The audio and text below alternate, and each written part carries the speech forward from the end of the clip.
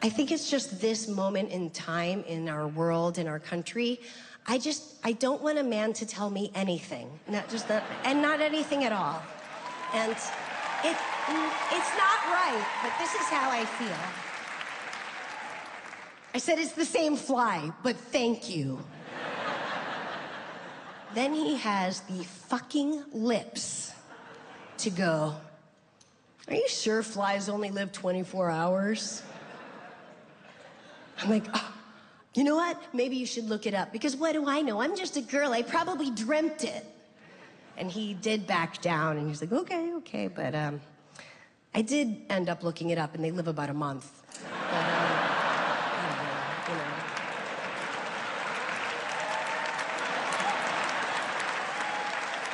I don't give a fuck. No.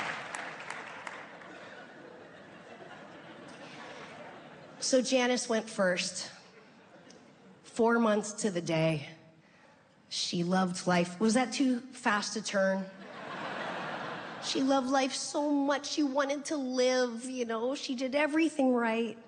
And it just sucked. And this seems like a good time to mention, I do have merch this tour. How fun is that? You know, I've never really had merch before. You know, we got schleppy hats and post-mortem t-shirts and like big gray, like collegiate sweatshirts that say Silverman. Makes me feel like I went to college. And, you know, I never really had merch before, but I just really feel like my parents would want me to monetize this.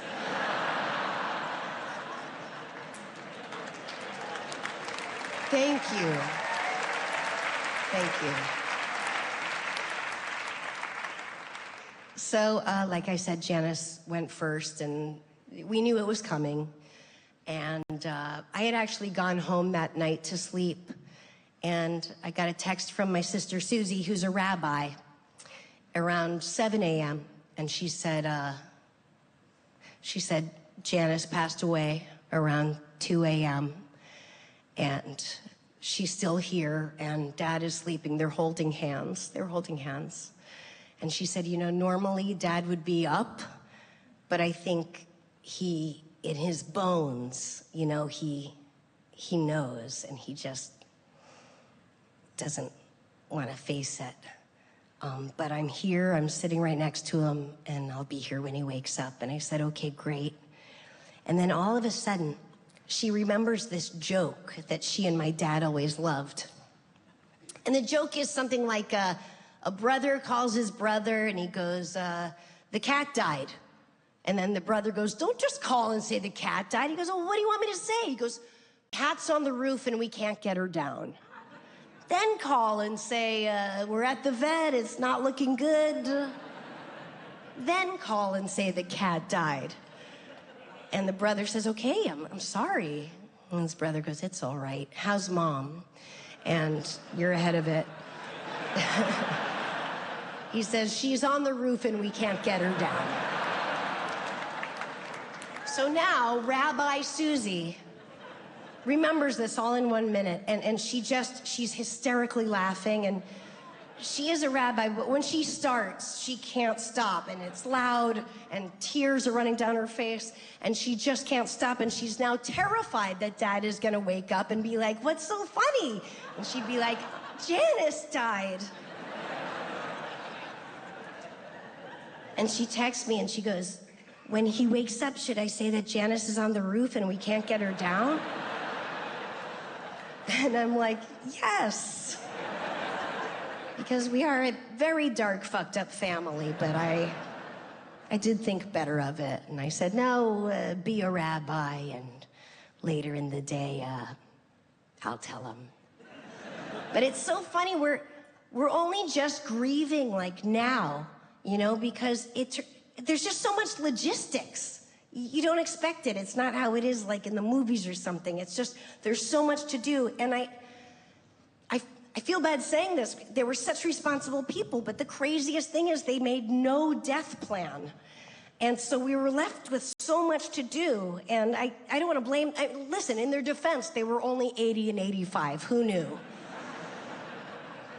And I guess guess I basically knew what they wanted. Like, my dad always said, throw me in a pine box and bury me. I'll push up the flowers in the trees. And I think Janice would have liked a nice, 5-star kind of silk-lined with maybe a string and a bell, just in case.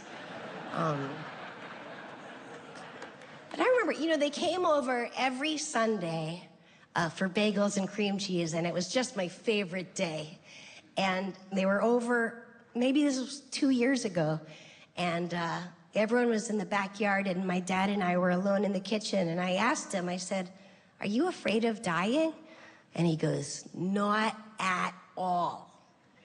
I don't remember before I was born, I'm not gonna remember after. But then he goes, but I'm scared it will hurt. And my dad was a huge pain pussy. It's true. He was so afraid it would hurt. He once got an EKG where they put all the stickers on you. He would not pull those stickers off. It's like, I'm afraid it will pull my hair. He goes, I'm gonna let it wear off. And he really did. And it took like weeks. He was in a pool at one point with all these EKG stickers. He looked like a dog that just had puppies.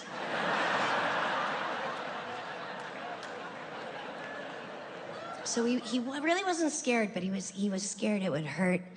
And his doctor called me. We're taking care of him now, and Janice is gone. And I'm the point person, so I answer the phone and I take it in the hallway. And his doctor, Dr. Nortman, said, listen, we just got your dad's blood results back, and he's dying. He needs to be in the hospital. And I said, I don't know what to do because we promised him no more hospital. He fucking hates it there.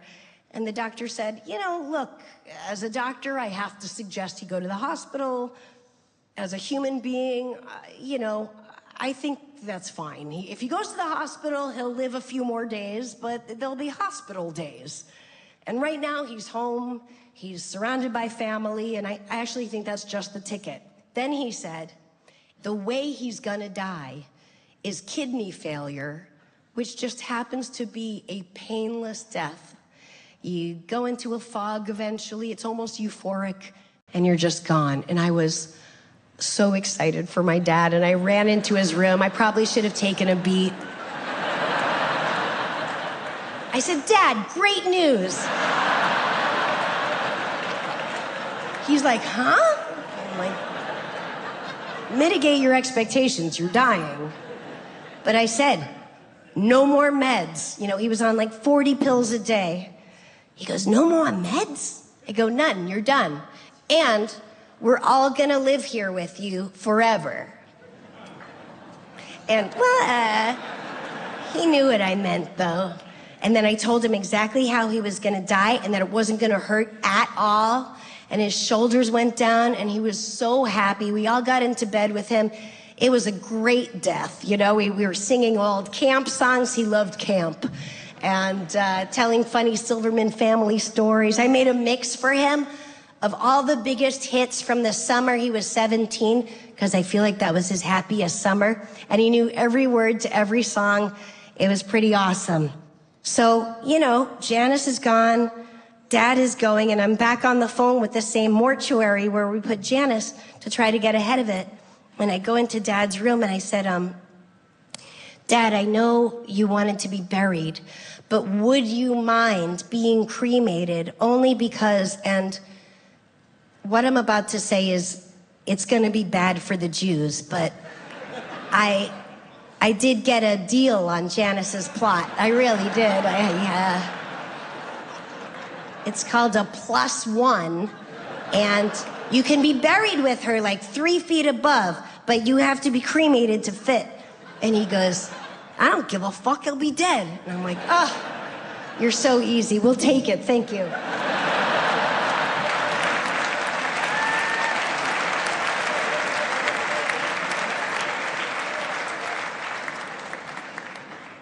And the guy from the mortuary goes, was that your father?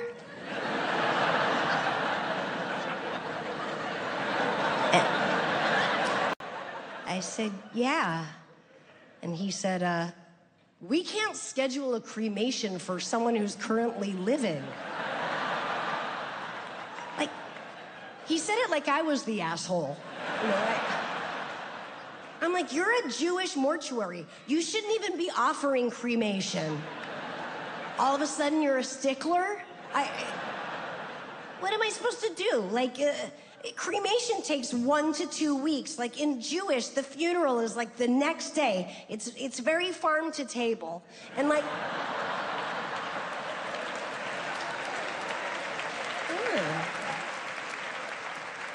Oh, and then I go, and by the way, Janice had tattoos. I mean, it was her lips and her eyebrows, but still, she did. But you know, then I realized we don't need